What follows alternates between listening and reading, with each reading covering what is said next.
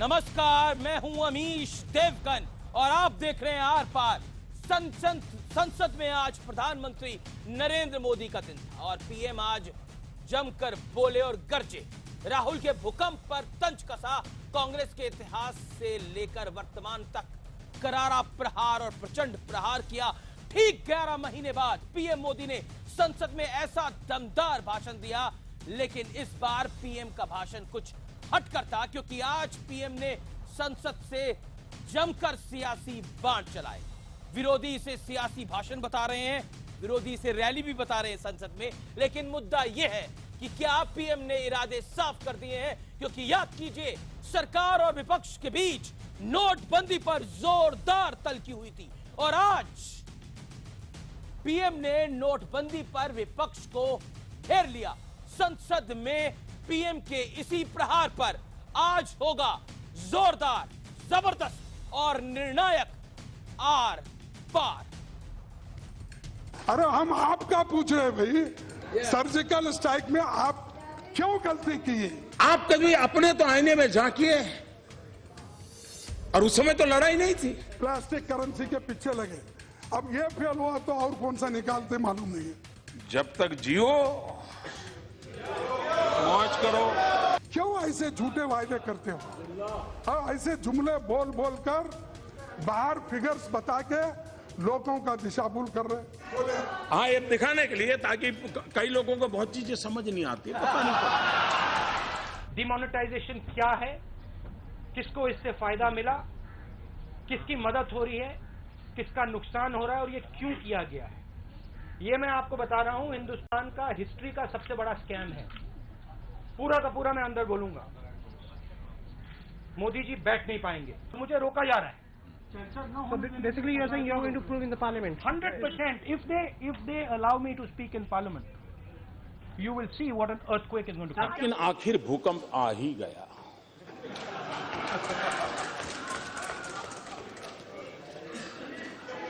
मैं सोच रहा था कि ये भूकंप आया कैसे, क्योंकि धमकी तो बहुत पहले सुनी थी। आज सरकार के पलटवार का दिन था, तो पीएम मोदी ने भी कांग्रेस पर हमले में कोई कसर नहीं छोड़ी। कांग्रेस के इतिहास से लेकर वर्तमान तक पीएम ने जमकर प्रहार किया। मल्लिकार्जुन जी कह रहे थे कि कांग्रेस की कृपा है कि अब भी लोकतंत्र बचा है और आप प्रधानमंत्री बन पाए। वाह, क्या शेर सुनाया। नोटबंदी से लेकर सर्जिकल हमले तक प्रधानमंत्री ने हर मुद्दे पर सरकार का पक्ष रखा और साथ ही कांग्रेस पर शब्द बाण का सिलसिला भी जारी रहा। 1988 में आपने बेनामी संपत्ति का कानून बनाया। आपको जो ज्ञान आज हुआ है, क्या कारण था कि 26 साल तक उस कानून को नोटिफाई नहीं किया गया? 1857 का स्वातंत्र संग्राम इस देश के लोगों ने जान की बाजी लगा करके लड़ा।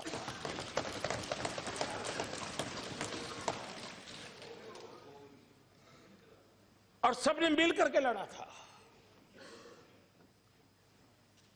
संप्रदाय की कोई भेद रेखा नहीं थी। और तब भी कमल था, आज भी कमल है। हालांकि कांग्रेस ने भी जोरदार पलटवार किया।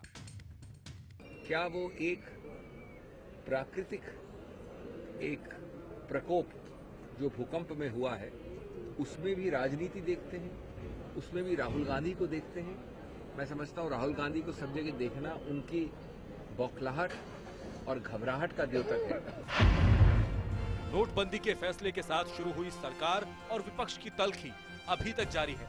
तो सवाल यही है, क्या वार पलटवार का ये सिलसिला अभी और लंबा खिंचने वाला है? आज इसी मुद्दे पर होगा आर पार।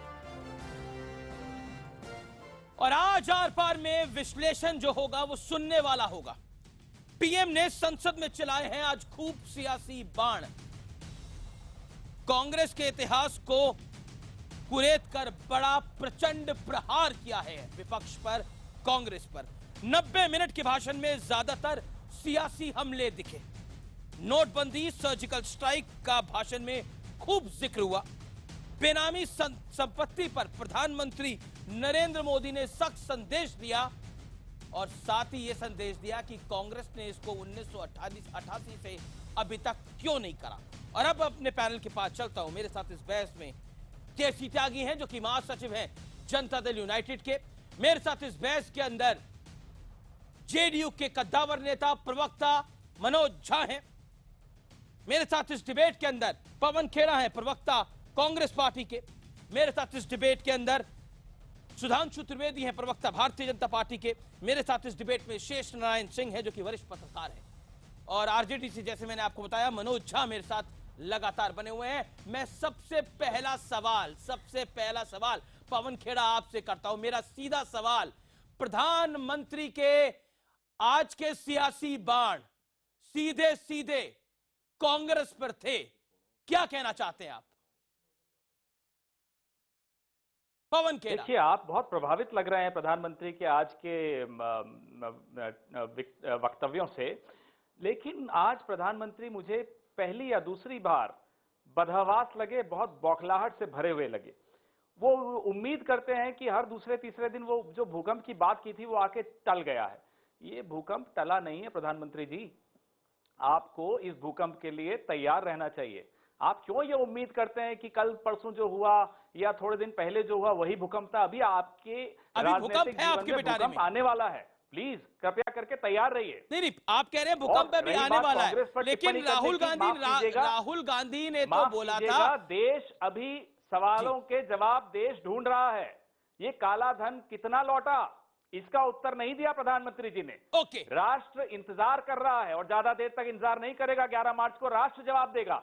जो आज आप कह रहे हैं कि 11 मार्च को जो नतीजा आएंगे वो जवाब देंगे, और अभी भूकंप टला नहीं है, भूकंप आपके पिटारे में है। तो इतने दिनों से इसको होल्ड करके क्यों बैठे हैं आप?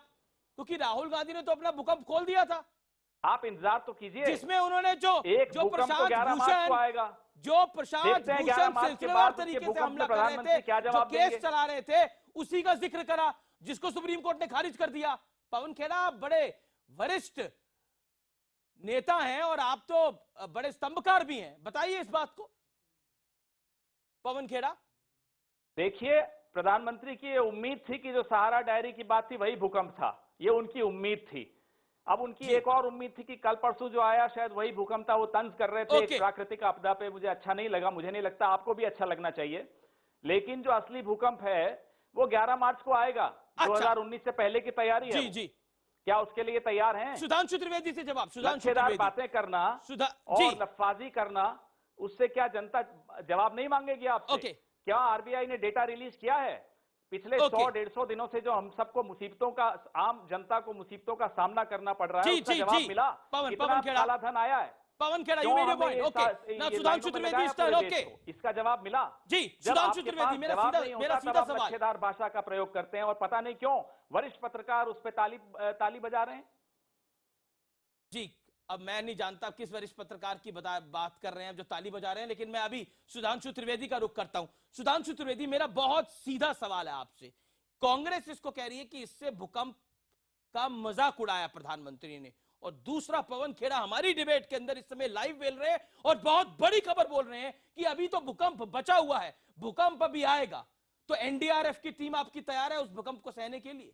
देखिए, यदि हमारे विरोधी प्रधानमंत्री की शैली और प्रस्तुतिकरण को आक्रमण करने लगे तो यह साफ हो जाता है कि तथ्यों और तर्कों पर आक्रमण करने के लिए आपके पास अस्त्र नहीं रह गए। दूसरी बात, उन्होंने कहा कि देश लंबे समय तक इंतजार नहीं करेगा। हाँ, ये बात सही है। देश ने नहीं है, उत्तर नहीं है, शैली है, इसलिए शैली पर हमला हो रहा है। जिस दिन आप और उसके बावजूद आपकी स्थिति रही। तीसरी बात, मैं तथ्यात्मक जवाब देता हूं। जो काले धन की बात है, तो जो पैसा वापस बैंकों में आ गया है वो सारा का सारा सफेद नहीं हो गया है, वो अब नाम पते के साथ आया है। पहचान और आइडेंटिटी के साथ आया है और उसके अन्वेषण की प्रक्रिया चल रही है। जैसे वह प्रक्रिया पूर्ण होगी तो यह बिल्कुल साफ दूध का दूध पानी का पानी हो जाएगा। और मैं एक बात कहना चाहूंगा कि जब कांग्रेस की तरफ से यह बात कही जाती है कि भाई काला धन कहां गया और कितना आया उस प्रक्रिया के दौरान, तो मैं कहूंगा शब्दशः नहीं लेना चाहिए, पर हिंदी की वही कहावत चरितार्थ होती नजर आती है कि उल्टा चोर कोतवाल को डांटे। अरे भाई आपने जाके धर दिए वहां काला धन, लाखों करोड़ के स्कैम के कोर्ट में केसेस चल रहे हैं, आंकड़े अध्यक्ष और उपाध्यक्ष 50,000 के बॉन्ड में है और आप हमसे पूछ रहे हैं ये नहीं हुआ, इस तारीख तक इतना मिला कि नहीं। यह बात अपने आप में कितनी हास्यास्पद, दुर्भाग्यपूर्ण और विडंबनापूर्ण नजर आती है। 2019 में भी मिलेगी। देखिए आप बार बार हस्तक्षेप कर रहे थे, इस बात को दर्शा रहा था शैली किसकी आपत्तिजनक है, वहां नहीं यहां भी दिख रहा है। आप शैली, आपके पास बचा ही अब सिर्फ शैली है, तथ्य कहां है, उत्तर कहां है? हमें तथ्य चाहिए, हमें उत्तर चाहिए। नहीं देश बेवकूफ बनने वाला। मैं रुक करता हूं। अब देश शैली से बेवकूफ नहीं बनेगा सुधांशु। मैं एक बात कहना देना चाहता हूं। 20 सेकंड सुधांशु त्रिवेदी, बिल्कुल 20 सेकंड में। अरे भाई आपके नेता आरोपों के लिए उनको केजरीवाल और प्रशांत भूषण की बैसाखी चाहिए थी और यूपी की चुनाव वैतरणी पार करने के लिए अखिलेश की बैसाखी चाहिए थी, और आप हमसे कह रहे हैं देश अरे यूपी में उसको वेट नहीं कर पाएगा। ये साफ दर्शाता है कि आपका आधार और आपकी क्षमता पर आपको स्वयं ही कितना विश्वास। बैसाखी ले रहे हैं, छोड़िए बैसाखी की बातें। अरे भाई वही आपने आरोप लगाए ना, मुफ्ती की जो आरोप केजरीवाल जी ने लगाए थे, जो आरोप प्रशांत भूषण जी ने लगाए थे, उसी में भूकंप ला रहे थे। और हकीकत ये थी कि संसद का सत्र समाप्त होते ही देश की धरती छोड़ के दूसरी धरती में चले गए। ओके पवन खेड़ा साहब, नहीं कि मैं पवन खेड़ा साहब बाकी भी पैनलिस्ट है, मेरी गुजारिश है बाकी भी पैनलिस्ट है। मैं मनोज झा का रुख करता हूं। मनोज झा, प्रधानमंत्री नरेंद्र मोदी ने आज इतिहास के काफी सारे पन्ने कुरेद डाले। उन्होंने 1988 का भी जिक्र किया, उन्होंने वाईबी चौहान का भी जिक्र किया, उन्होंने इंदिरा गांधी का भी जिक्र किया और विपक्ष पे प्रचंड प्रहार किया जो सर्जिकल स्ट्राइक को लेकर भी सवाल जवाब हुए। क्या आपको लगता है कि प्रधानमंत्री के जवाब से विपक्ष फंस गया है? सवाल मेरा बहुत सीधा है। मनोज झा, मुझे सिर्फ 60 सेकंड दीजिए। बिल्कुल। और मैं आपको कहूं, मैं सिर्फ 7 सेकंड दीजिए। मैं आज सिर्फ राजद के प्रवक्ता के तौर पर नहीं, एक स्टूडेंट ऑफ पॉलिटिक्स के रूप में बोल रहा हूं। आज संसदीय लोकतंत्र का, चाहे लोग प्रधानमंत्री जी पर टिप्पणी करें या प्रधानमंत्री जी उपहास और व्यंग्य की टिप्पणी करें, मैं समझता हूं कि हमारे गिरावट की पटकथा लिखी जा चुकी है। आज अगर पंडित नेहरू या अटल बिहारी वाजपेयी, इवन इंदिरा जी अगर वो होती, उन्होंने कल्पना नहीं की होगी कि इस मुल्क में ऐसा क्षण आएगा जब देश का प्रधानमंत्री उपहास को अपना एकमात्र शस्त्र समझेगा।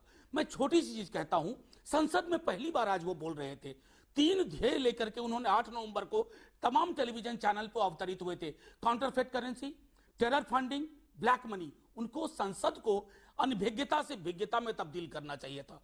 संसद अनभिज्ञ है और देश अंधेरे में है। दूसरी बात मैं आपसे कहूं, नेता से खौफ और डर नहीं होना चाहिए, नेता से मोहब्बत और भरोसा होना चाहिए। इस भरोसे का सूचकांक उनका खत्म हो रहा है और हमारा मानना है कि तो है स्ट्राइसेंट इफेक्ट के वो शिकार हैं। वो जितना ही छुपाने की कोशिश करते हैं मौलिक सवालों को, अनौपचारिक तंत्र टूट गया, ग्रामीण अर्थव्यवस्था टूट गया, उतना ही छुपने और ढकने से वो सामने निकल करके आता है। और एक आखिरी टिप्पणी, अहंकार और गरूर किसी भी सभ्यता को लीन जाता है, व्यक्ति की तो बात ही चोरी है। फैज ने कहा था, घर आज औज पे है तालाए रकीब तो क्या, ये 4 दिन की खुदाई तो कोई बात नहीं। एक मनोज, मैं आपसे झा साहब एक सवाल पूछ रहा हूं, मैं चाहता हूं 20 सेकंड में आप इसका जवाब दीजिए। क्या आपको लगता है कि प्राइम मिनिस्टर ने आज जो जवाब दिए वो जवाब जरूरी नहीं थे? क्योंकि विपक्ष नोटबंदी को लेकर बार बार हमला कर रहा था, सर्जिकल स्ट्राइक को लेकर बार बार हमला कर रहा था। क्या आपको लगता नहीं है वो कुछ जवाब जरूरी थे? अमीश जी, अभी वक्त नहीं है ना, तो मैं एक बात आपको बताता हूं। भूकंप जैसी चीज पर एक प्रधानमंत्री, वो मेरे भी प्रधानमंत्री हैं, उत्तराखंड में जो लोग जिनके घर ढहे हैं उनके प्रधानमंत्री हैं। ये असंवेदन शून्य बयान नहीं देना चाहिए था उनको। उनके स्क्रिप्ट राइटर आप उनके स्क्रिप्ट राइटर को कोस रहे हैं, लेकिन आप वन साइडेड इफेक्ट देख रहे हैं। तो राहुल गांधी ने भूकंप का इस्तेमाल किया था, तब आपके दिमाग में ये चीज नहीं आई थी? जब राहुल गांधी ने भूकंप का इस्तेमाल किया था तब लेकिन आपको नहीं तब लगा था ये उत्तराखंड गलत का है? भूकंप नहीं हुआ था। अमीश जी, आप किस कीजिएगा, प्रकार आप इसको आप किस प्रकार की बिल्कुल बात कर कोई रहे हैं? कंपैरिजन नहीं है। ये अमीश गलत जी, बात मैं है। मीडिया के साथियों से कहता हूं जी। मीडिया के साथियों से कहता हूं लेनी रेफरेंसल ना बने। मीडिया के साथियों से आग्रह है Nobody is लेनी becoming that. रेफरेंसल ना बने। जब राहुल जी ने कहा था कहीं भूकंप नहीं आया था, लेकिन आज कल की रात भूकंप आया है। ओके। मैं मेरे प्रधानमंत्री हैं, जवाब। उनसे हाथ जोड़ से आग्रह करूंगा भूकंप का शब्द का इस्तेमाल नहीं करना चाहिए था। सुधांशु त्रिवेदी गलत इस्तेमाल करा। विरोध भी सुंदर सवाल होना सवाल चाहिए। सवाल सुधांशु त्रिवेदी जवाब, मनोज झा का जवाब, फिर केसी त्यागी की बारी है और फिर शेष नारायण सिंह। आप क्विकली सुधांशु त्रिवेदी 20 सेकंड। भूकंप जैसे शब्द में या आपका अपना प्रेक्षण हो सकता है, अपना ऑब्जर्वेशन हो सकता है, जिसमें कि आप किंतु परंतु के हिसाब से अपनी व्याख्या करने की बात कर रहे हैं। फिर मैं विनम्रता से कहना चाहूंगा इन दोनों पार्टियों से, अरे भाई आप लोग भाषा शैली प्रस्तुतिकरण के ऊपर आपत्ति दर्ज कर रहे हैं। आपके नेताओं ने क्या क्या नहीं बोला है। श्री प्रधानमंत्री नरेंद्र मोदी जी के खिलाफ अगर सर्वाधिक अभद्र, अशिष्ट, अपमानजनक शब्दों का प्रयोग किया गया है तो विपक्ष के द्वारा, वो भी नितांत व्यक्तिगत स्थिति में। और आरजेडी के लालू प्रसाद यादव जी तो कब किसके बारे में कैसा माखौल उड़ाते हैं, और समाज के भिन्न भिन्न वर्गों के जमाने में कभी कहेंगे फलाना खाएगा बलुआ, हम खाएंगे हलवा, तो कभी बुरा बाल निकाल रहा हूं, क्या क्या कह के जिन्होंने अपनी राजनीति शुरू की थी, वो यदि आज आकर ये उपदेश देते हैं और अपने हिसाब से व्याख्या करने लगते हैं भूकंप की, तो ये बहुत ही हास्यास्पद लगता है। Manoj Jha quick rebuttal Manoj Jha 20 second, then KC Tyagi your turn. Manoj Jha. मैं सुधांशु जी से भी आग्रह करूंगा, मैं कभी गैर शालीन नहीं हुआ। अगर लालू जी ने कभी कुछ कहा है वो फोक ह्यूमर में कहा है, कभी असंवेदनशील टिप्पणी नहीं की है। और जब कभी मैंने व्यक्तिगत टिप्पणी कभी किसके बारे में, एक तो कभी की नहीं, मुझे माफी मांगते देर नहीं लगी। मैं लोक विमर्श को गदला होते हुए नहीं देखना चाहता हूं। चुनाव कोई जीते, पार्टी किसी की भी हुकूमत में हो, हिंदुस्तान का लोकतंत्र महफूज नहीं है इस भाषा में। देखिए, ह्यूमर को ही ह्यूमर के रूप में लीजिए। मैं आपको याद दिलाता हूं कि लालू यादव जी ने सदन के पटल पे बोला था ह्यूमरस वे में, अरे भाई जब लालू आया 1948 में पैदा हुआ तो 1 साल पहले ही अंग्रेज डर के भाग गया कि लालू आने वाला है। ये ह्यूमर था। क्या आप ये कहेंगे कि स्वतंत्रता संग्राम सेनानियों का अपमान था? क्या आप कह रहे हैं साहब आप आए इसलिए अंग्रेज भाग गए? इसलिए मैं कहना चाहता हूं जो आपके ऊपर अपने पैर आप लागू करते हैं, यहां पे इस ढंग की स्क्यूड इंटरप्रिटेशन, यानी एक प्रकार की एकांगी व्याख्याएं करने का प्रयास न किया जाए। 5 सेकंड मनोज झा पर 5 सेकंड। केसी त्यागी आप वेट कर रहे हैं, आपके सहयोगी हैं, वेट कर रहे हैं। 5 सेकंड। जी 5 सेकंड। लेकिन ये 50 करोड़ की गर्लफ्रेंड वाली टिप्पणी वो भी स्मरण रखना चाहिए। मैं परेशान हूं कि 3 वर्षों में 4 वर्षों में देश का लोक विमर्श कलुषित होता जा रहा है। हम सब परेशान हैं, हम सब खत्म होते जा रहे हैं। पार्टियां आएंगी जाएंगी, चुनाव होंगे, लेकिन लोकतंत्र ही नहीं बचेगा इस तरह की जुबान से। आप कह रहे हैं कि लोकतंत्र नहीं बचेगा अगर इस तरह की भाषा इस्तेमाल होगी। मैं सीधा रुख करता हूं केसी त्यागी का। मैं जवाब लूंगा आपसे सुधांशु त्रिवेदी। अब केसी त्यागी की बारी है। केसी त्यागी, प्रधानमंत्री ने आज जो भाषण दिया, ऐसा भाषण 11 महीने बाद दिया गया है। जीएसटी पे भी एक भाषण दिया गया था 5 महीने पहले, लेकिन 11 महीने बाद एक भाषण दिया गया है। क्या आपको लगता है प्राइम मिनिस्टर ने वो तमाम बातें एड्रेस करी जो देश की जनता और जो विपक्ष सुनना चाहता था, या फिर आपको लगता है इसमें तंज ज्यादा थे, प्रहार ज्यादा था?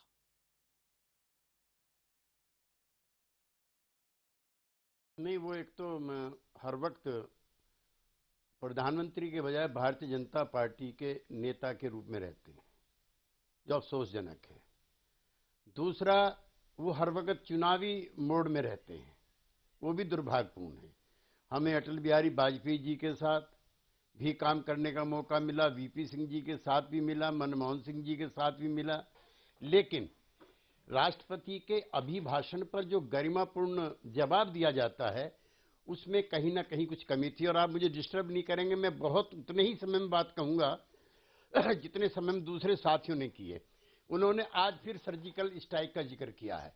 जिन लोगों ने सर्जिकल स्ट्राइक को गलत बताया है या उसकी गलत व्याख्या की है, मैं और मेरी पार्टी उनके खिलाफ है। लेकिन जिन्होंने इसको चुनावी हथियार बनाने का प्रयास किया है, मैं उनके और भी ज्यादा खिलाफ हूं। और मैं आपकी स्मरण शक्ति अमित जी बढ़ाने के लिए कहना चाहता हूं कि अटल बिहारी वाजपेयी जब देश के प्रधानमंत्री थे, कारगिल का युद्ध हुआ था और उस समय आर्मी के हेड थे वीपी मलिक साहब। वीपी मलिक साहब जाते हैं प्रधानमंत्री के पास कि विश्व हिंदू परिषद के लोग आए हैं और हेडक्वार्टर पे 20,000 राखियां लेके महिलाओं के साथ वो आर्मी के सैनिकों को देना चाहते हैं, नंबर 1। नंबर 2, कुछ वीएचपी के नेता ओछी राष्ट्रभक्ति दिखाने का भी प्रयास कर रहे हैं और मीडिया को लेकर आए हैं, मीडिया अटेंशन के लिए। अटल बिहारी वाजपेयी जो देश के गरिमापूर्ण प्रधानमंत्री थे, उन्होंने वीपी मलिक जी को कहा आप जाइए, मैं उनको कहूंगा कि कोई इस तरह की घटना ना अब होगी न आने वाले समय में होगी। मेरे पास जी मैं आपको मौका दूंगा, मेरे को एक अंतराल लेना है, लेकिन जवाब सुधांशु त्रिवेदी का तैयार है। सुधांशु त्रिवेदी तैयार है जवाब देने के लिए और पलटवार करने के लिए। पवन खेड़ा भी तैयार है और मनोज झा भी तैयार है और मैं आपके पास भी आऊंगा शेष नारायण सिंह, लेकिन फिलहाल एक छोटा सा अंतराल, छोटा सा ब्रेक, लेकिन आर पार में यह निर्णायक और यह बड़ी बहस जारी रहेगी। क्या विपक्ष ने सर्जिकल स्ट्राइक पर कुरेदने की कोशिश करी? क्या इसी वजह से प्रधानमंत्री ने आज पलटवार किया? ये कुछ बड़े गंभीर सवाल हैं। ब्रेक के बाद इन पर भी बात होगी। आप देखते रहिए जोरदार आर पार।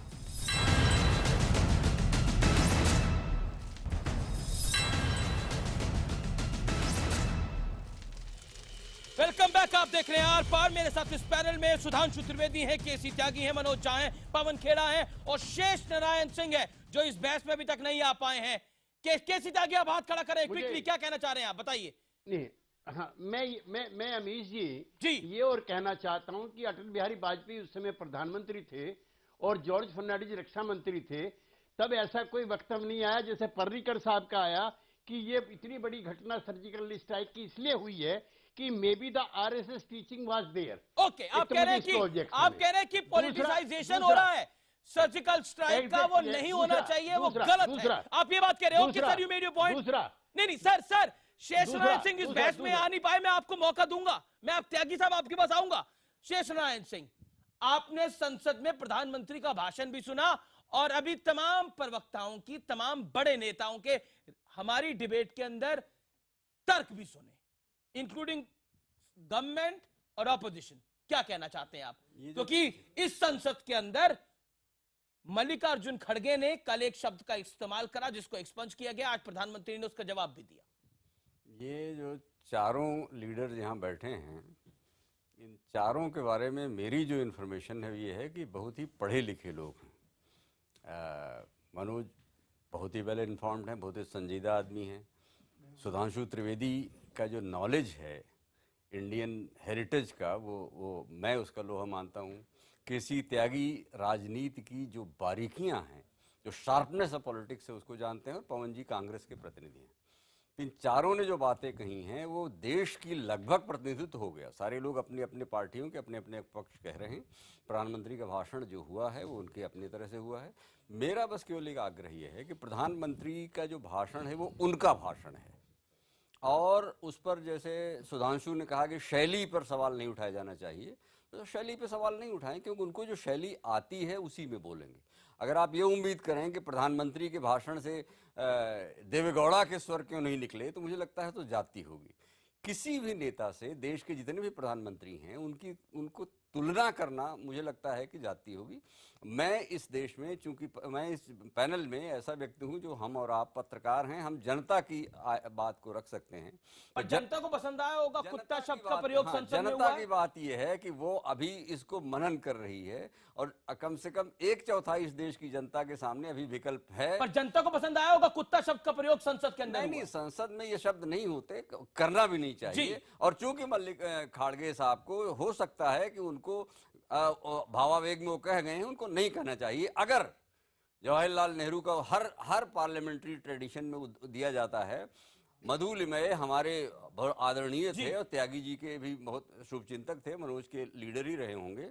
मधु जी ने कभी भी किसी भी असंसदीय शब्द का प्रयोग, पूरा जीवन अपोजिशन में रहे, एक बार 77 में सरकार की तरफ बैठे थे नहीं। जो पार्लियामेंट्री ट्रेडिशंस हैं उसमें सरकार की ट्रेडिशंस भी होती हैं और विपक्ष की ट्रेडिशन भी होती हैं, और विपक्ष अगर धत्तेगड़ाई करता है तो उसको भी उतना ही हड़काया जाना चाहिए जितने आज ये तीनों बड़े नेता मोदी जी को के भाषण का व्याख्या करें। सुधांशु त्रिवेदी, 3 बातें इस बहस के अंदर अब तक निकल के आई हैं, मैं अपने व्यूअर्स के लिए भी सामने रख रहा हूं। एक तो प्रधानमंत्री ने तमाम बातों का जवाब नहीं दिया। दूसरा, आप लोग खास तौर पर सर्जिकल स्ट्राइक को पॉलिटिसाइज करने की कोशिश कर रहे हैं। और तीसरा, भाषण की शैली, उस पर बात हो गई।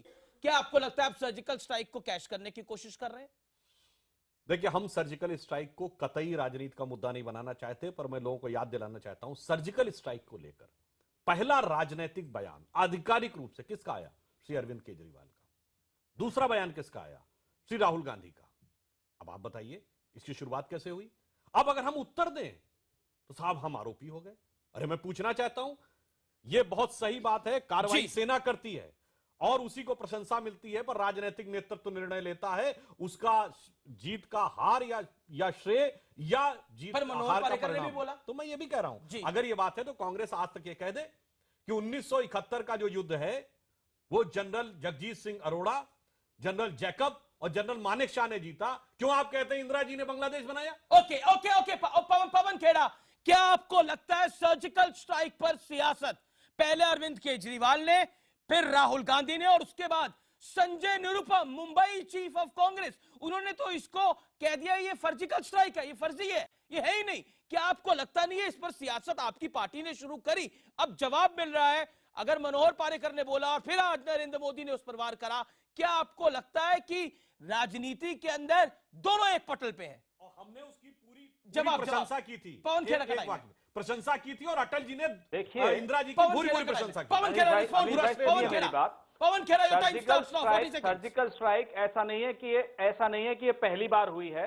ये जरूर है कि इसका बखान पहली बार हुआ है। सर्जिकल स्ट्राइक्स कई बार कांग्रेस के वक्त भी हुई है और होती आई हैं। पहली बार इसका इस तरह से बखान किया गया, इसलिए उसका राजनीतिकरण सबसे पहले सरकार ने किया।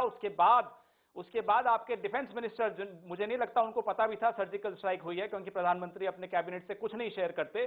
डिफेंस मिनिस्टर ने कहा कि आरएसएस की ट्रेनिंग का नतीजा है। ये होती है राजनीतिकरण। इसका राजनीतिकरण तो हम लोगों ने नहीं किया, ये राजनीतिकरण सरकार से हुआ है, रक्षा मंत्री से हुआ है। ये राजनीतिकरण संजय निरुपम आपकी पार्टी में थे, संजय निरुपम आपकी पार्टी में थे, पवन खेड़ा की नहीं थे। संजय निरुपम ने इसको फर्जी करार दिया, नहीं दिया? खून की दलाली राहुल गांधी ने कहा नहीं कहा? खून की दलाली राहुल गांधी ने कहा नहीं कहा? संजय निरुपम ने इसको फर्जी कहा नहीं कहा?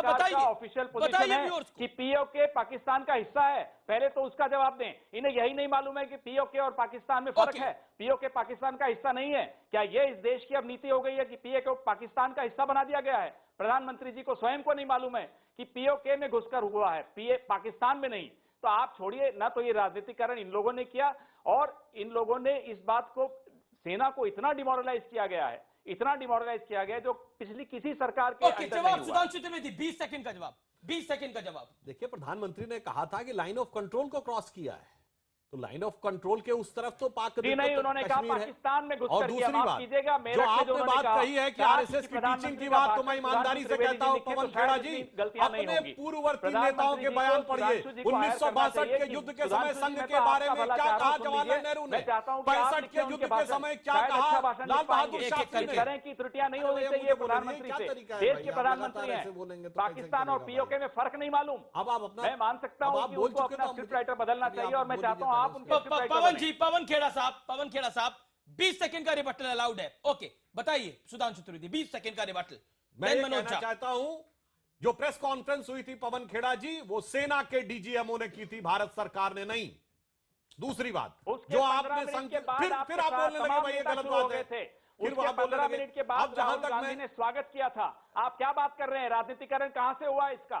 हमें मत भुलाइए, हमें याद है, हमारी मेमोरी इतनी छोटी नहीं है। जवाब सुन लेते हैं। माफ कीजिएगा, उसके 15 मिनट बाद आपके 6 मंत्री निकल कर आ गए थे। जवाब ओके। और उसके 5 घंटे बाद आरएसएस को श्रेय देने की बात आ गई थी। दूसरी बात जो आपने संघ की बात, श्रेय देने की बात कही, तो 1962 के युद्ध के बाद पंडित जवाहरलाल नेहरू ने ऑन रिकॉर्ड क्या बोला था संघ के बारे में? बताइए। 1965 के युद्ध के बाद लाल बहादुर शास्त्री ने क्या बोला, और 26 जनवरी 1966 को गणतंत्र दिवस परेड में आमंत्रित किया था। तो ये तो आपकी सरकार के जमाने में है। और 71 के युद्ध के समय अटल बिहारी वाजपेयी जी ने किस ढंग से समर्थन किया था? तो जहां तक शिक्षा की बात है, मैं एक बात कहूंगा, संघ की प्रार्थना में एक लाइन है, महामंगले पुण्य भूमे त्वदर्थे पतत्वेश कायो नमस्ते नमस्ते, यानी हे और महामंगल 1972 भूमि में तुम्हारे नेहरू अर्थ शायद के जीवित लिए भी नहीं थे। मेरा आप शरीर अपना गिरता इतिहास भी वापस चला जाए पढ़िए। तो कोई बात नहीं, 1900 यही तो थे वाकई, यही माफ भाव तो कीजिएगा, होता है बांग्लादेश जिस के समय वॉर के सर्जिकल बाद तो स्ट्राइक अटल के जी लिए ने जा रहे होते हैं। ओके, अरे भाई नेहरू को शास्त्री को देखिए, उसके बाद आलोचना मैं अब सीधा रुक करता हूं, मैं सीधा रुक करता हूं। मनोज झा, मनोज झा, मनोज झा, मनोज झा, ओके, बहुत बौखला गए अपने प्रधानमंत्री की तरह। बौखलाहट किसकी दिख रही है मान्यवर? गुजारिश मेरी, मैं सीधा मनोज झा आपके पास आता हूं। मनोज झा, संसद में कल एक ऐसा बयान दिया गया जिसको एक्सपंज किया गया, और वो बयान दिया ऑपोजिशन लीडर मल्लिकार्जुन खड़गे ने। क्या आपको लगता है, और उसमें एक शब्द का इस्तेमाल किया गया, कुत्ता, और उसका आज जवाब भी दिया प्रधानमंत्री नरेंद्र मोदी ने, क्योंकि जिक्र हुआ था उस शब्द का। मैं आपसे जानना चाहता हूं, क्या आपको लगता है कि विरोध होता है और विरोध होता रहना चाहिए लोकतंत्र के अंदर, लेकिन जो रूलिंग पार्टी है उसको कुत्ता कहना, जो प्रधानमंत्री हैं उनको यमराज कहना, प्रधानमंत्री को रावण कहना, क्या आपको लगता है ये मर्यादित शब्द है? बिल्कुल नहीं। मैं स्पष्ट तौर पे कहता हूं, प्रधानमंत्री के लिए शब्द हो, इस प्रकार के प्रयोग हो, या प्रधानमंत्री के द्वारा प्रयोग हो, ये दोनों अशोभनीय है। ये हमारी संवेदनशीलता को चोट करता है, ये हमारी संसदीय लोकतंत्र की गरिमा को तार तार करता है। लेकिन एक छोटी टिप्पणी और भी, ये 3 वर्षों में क्यों अचानक बढ़ा है अमित जी, हमें पड़ताल करनी होगी, क्योंकि मुल्क को इन पार्टियों से ज्यादा रहना है। मनोहर पर्रिकर जी ने कहा कि हनुमान की तरह इसको शक्ति का सेना को पता नहीं था। क्या आप समझते नहीं कि आपकी आर्म्ड फोर्सेस कितनी डिमोरलाइज हुई? इसने जी क्विकली अपनी बात रखिए। अब मनोज झा, 10 सेकंड और है मनोज झा मेरे पास। लेकिन ये एपिडेमिक हो गया, ये मनोरोग हो गया। मैं सिर्फ इतना कहता हूं, फुट इन द माउथ एक एपिडेमिक हो गया है, सब शिकार हैं। लेकिन प्रधानमंत्री का पद बहुत बड़ा होता है। वहां पंडित नेहरू, वाजपेयी, इंदिरा जी, शास्त्री जी, मनमोहन सिंह जी बैठे हैं। प्रधानमंत्री जी स्मरण जरूर करें एक बार कि वो श्रृंखला की कड़ी है, मैं वो संभवतः इस प्रकार की टिप्पणियां जवाब सुधांशु हाथ खड़ा कर रहे हैं, लेकिन मैं आपका जवाब लूंगा, वादा करता हूं लूंगा, ब्रेक के बाद लूंगा। और आर पार का समय अब बढ़ गया है, आर पार अब आपको लंबी अवधि के लिए देखने को मिलता है, और ब्रेक के बाद भी ये जोरदार बहस जारी रहेगी। हम कुछ मिनटों में वापस आ रहे हैं आर पार।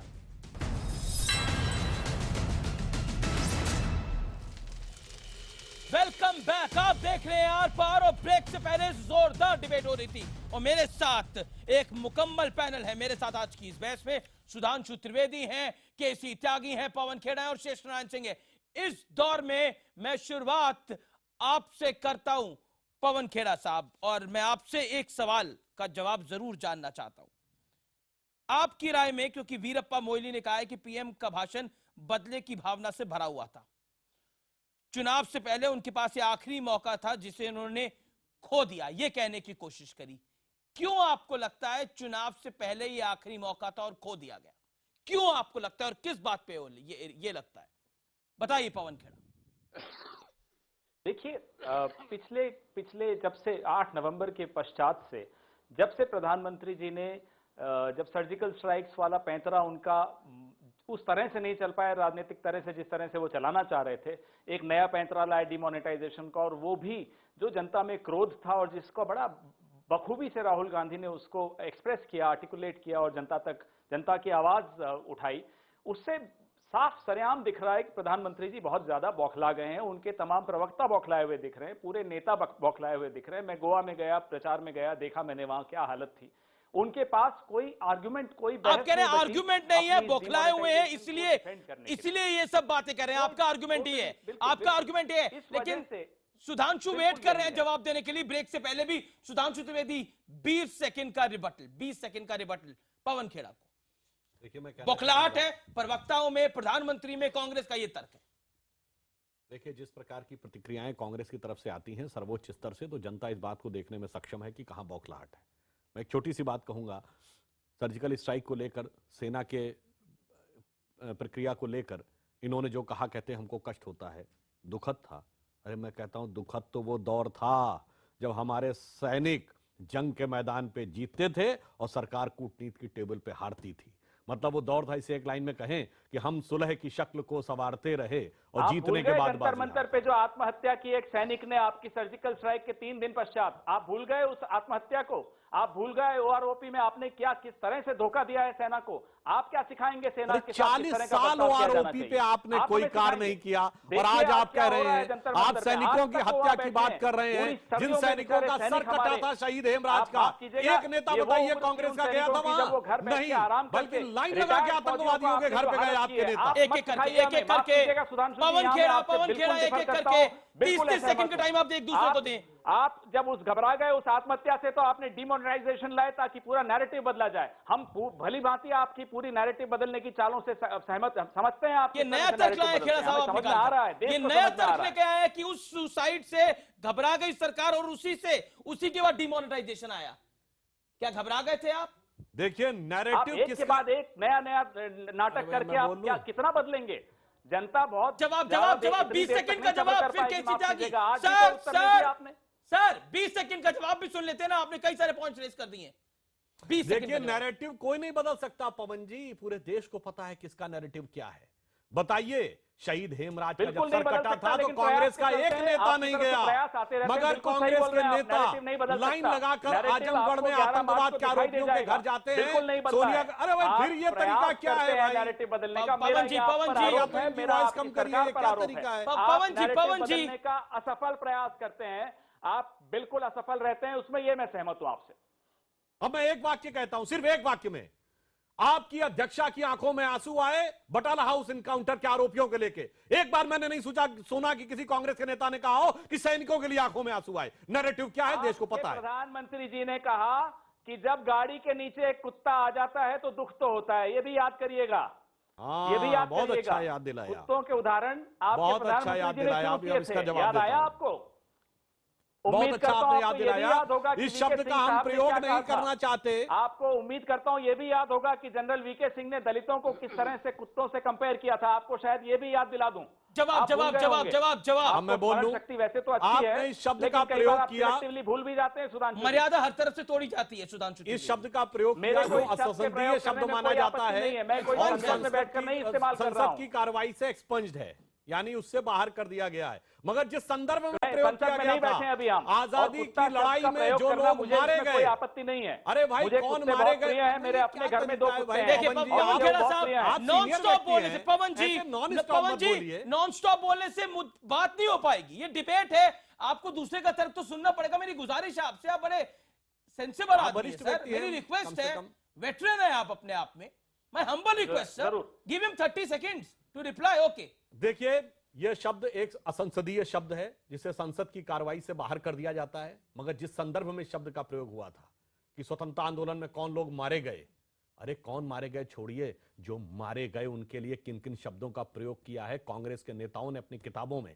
चंद्रशेखर आजाद, भगत सिंह आतंकवादी थे, बाघा जतीन सचिन नाथ सान्याल आतंकवादी थे, महाराणा प्रताप संकी देशभक्त थे, गुरु तेग बहादुर प्लंडरर ऑफ वेल्थ थे, सूरजमल जाट जो थे वो लूटपाट करते थे, और छत्रपति शिवाजी ने लूट ऑफ सूरत की। ये इतिहास पढ़ाया आपने तो देश के लिए मरने वालों को क्या क्या नहीं बोला है साहब। जवाहरलाल नेहरू की डिस्कवरी ऑफ इंडिया में सब लिखा हुआ है। नाउ जब आजादी की बात चली है तो मैं आज प्रधानमंत्री नरेंद्र मोदी ने आपातकाल को भी याद दिलाया और आजादी को भी याद दिलाया, और यह सीधे तौर पे कहा कांग्रेस मानती है आजादी केवल एक परिवार ने दिलाई है और वो गांधी परिवार है। मैं आपसे जानना चाहता हूं, क्या आपको लगता है कि इतिहास में जाकर और इतिहास को कुरेद कर प्राइम मिनिस्टर ने कहीं ना कहीं एक बड़ा इशारा करने की कोशिश की है, या फिर आपको लगता है राजनीति को, करंट पॉलिटिक्स को बदलने की कोशिश कर रही है, उससे ध्यान हट जाए?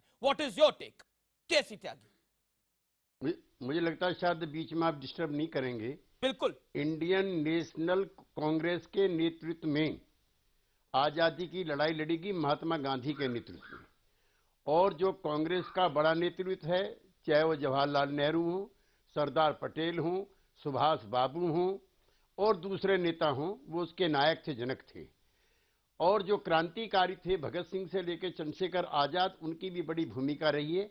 लेकिन संघ परिवार के बड़े शीर्षस्थ नेता उस आंदोलन से गायब थे। इसलिए कांग्रेस पार्टी, और उसमें डॉक्टर लोहिया भी थे, जयप्रकाश नारायण भी थे उसमें, और दूसरे भी समाजवादी नेता थे। इसलिए भाजपा के जो बड़े नेता हैं, जनसंघ के जो बड़े नेता हैं, वो उसमें शामिल नहीं है, नंबर 1। नंबर 2, आपातकाल में अरुण जेटली जेल में थे, राजनाथ जी जेल में थे, अटल जी थे, जॉर्ज थे, शरद यादव थे, नीतीश कुमार थे, लालू प्रसाद जी थे, मैं जेल में था।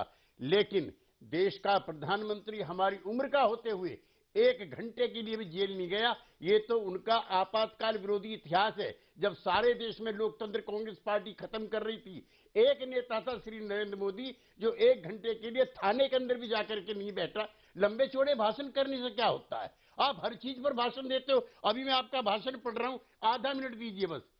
आप कितने भी बड़े क्यों ना हो, गरीब का हक लौटाना पड़ेगा। गरीब के लिए लड़ाई लड़ी जा रही है, लड़ाई जारी रहेगी। ये कोई मार्क्सवादी कम्युनिस्ट पार्टी के नेता का बयान है या उस नेता का बयान है जो अगले सेंटेंस में कहता है मिनिमम गवर्नमेंट मैक्सिमम बाजार, यानी कि रीगन और थैचरवाद। एक तरफ तो आप खुले बाजार में आना चाहते हो, 1% लोगों के पास देश की 60% संपत्ति है, उसको कैसे डिसेंट्रलाइज किया जाए? हमारे साथ बैठ कर योजना बनाओ। आप जो है एक तरफ तो पूंजीवाद बढ़ा रहे हैं, दूसरी तरफ गरीबों के पैसों नहीं, but I understand economics quite well, but how come खुला बाजार जो है वो गरीबों को नहीं जोड़ता? खुला बाजार तो ज्यादा गरीबों को जोड़ेगा। आप जो इकोनॉमिक्स की बात कर रहे हैं, 25 साल में, हानि सुनिए ना आप, 25 साल के अंदर जो आर्थिक सुधार हुए उसका नतीजा ये है, बिल्कुल हुए। 1991 से पीवी नरसिम्हा राव की सरकार से आर्थिक सुधारों की शुरुआत हुई है इस मुल्क के अंदर। Nobody can deny that fact. और वही क्या नहीं, आप ये कहने, ओके, सुधांशु त्रिवेदी रिप्लाई करना चाह रहे हैं, मेरे पास समय कम है। सुधांशु त्रिवेदी, जो आजादी की लड़ाई के ऊपर प्रधानमंत्री बोले कि एक परिवार सिर्फ जिम्मेदार नहीं है इस आजादी की लड़ाई पर, और वही बात केसी त्यागी ने बोली है कि सुभाष चंद्र बोस भी जिम्मेदार है, पंडित नेहरू भी जिम्मेदार है, महात्मा गांधी भी जिम्मेदार है, और भगत सिंह भी जिम्मेदार है। What is your take? देखिए, मैं ये कहना चाहूंगा कि यदि आप एक परिवार को ही पूरी की पूरी श्रेय देना चाहते हैं तो आपने नाम लिया लाल बाल पाल से लेके और सुभाष चंद्र बोस तक, वहां तक तो ठीक है। मैं कहता हूं 1912 में लॉर्ड हर्डिंग पर बम फेंकने वाले लोगों से लेकर काकोरी कांड के शहीद तक, शहीद भगत सिंह जिन्होंने कि लाहौर में असेंबली पे बम फेंका था, वहां से लेके सुभाष चंद्र बोस की इंडियन नेशनल आर्मी और 1946 का नौसेना का विद्रोह, अरे इन सब लोगों ने जान तो इन्होंने दिया। आप कहते रहे दे दी हमें आजादी बिना खड़क बिना ढाल, एक बूंद गिराए बगैर हमें आजादी, जिन्होंने खून बहाया उनका मजाक उड़ाना नहीं है क्या? कोई एक नाम तो बताइए जितना आपने नाम। अरे आप बताइए ना, इनमें कांग्रेस सदस्य कौन था? जिन लोगों ने खून बहाया, मैंने नाम गिना दिया आपका, इनमें कांग्रेस सदस्य कौन थे? आप कहने की कोशिश करें कांग्रेस से कोई भी नहीं था। कौन था? अरे भाई, जिन लोगों ने प्राण दिए, उनमें एक सुभाष चंद्र बोस जी थे, तो उनको कांग्रेस से बाहर कर दिया गया, भगत सिंह जी, और उसके बाद 60 साल तक उनकी फाइलों को क्लासिफाइड रखा गया। हमारी सरकार ने जवाब तो दीजिए। इंदिरा गांधी और उनके बाद के नेहरू के परिवार वालों ने आजादी की लड़ाई में कोई हिस्सा नहीं लिया। अरे भाई सुनिए आप, लेकिन जो सन 42 में अहमदनगर जेल में जो लोग बंद थे, उनमें जवाहरलाल नेहरू भी थे, कृपलानी जी भी, कांग्रेस वर्किंग कमेटी पूरी की पूरी जो सन 42 से 45 तक जेल में रही, वे आजादी के दीवाने थे। आजादी उनके प्लानिंग से आई है, और ये कहना कि कांग्रेस नहीं शामिल थी, बिल्कुल गलत है। शेष जी, शुक्रिया आप तमाम लोगों का इस बहस में जुड़ने के लिए। और आज की बहस का निष्कर्ष यही है कि लोकतंत्र में वार और पलटवार होता रहेगा, लेकिन जनता और जनार्दन का ध्यान विपक्ष को भी रखना होगा और पक्ष को भी रखना होगा।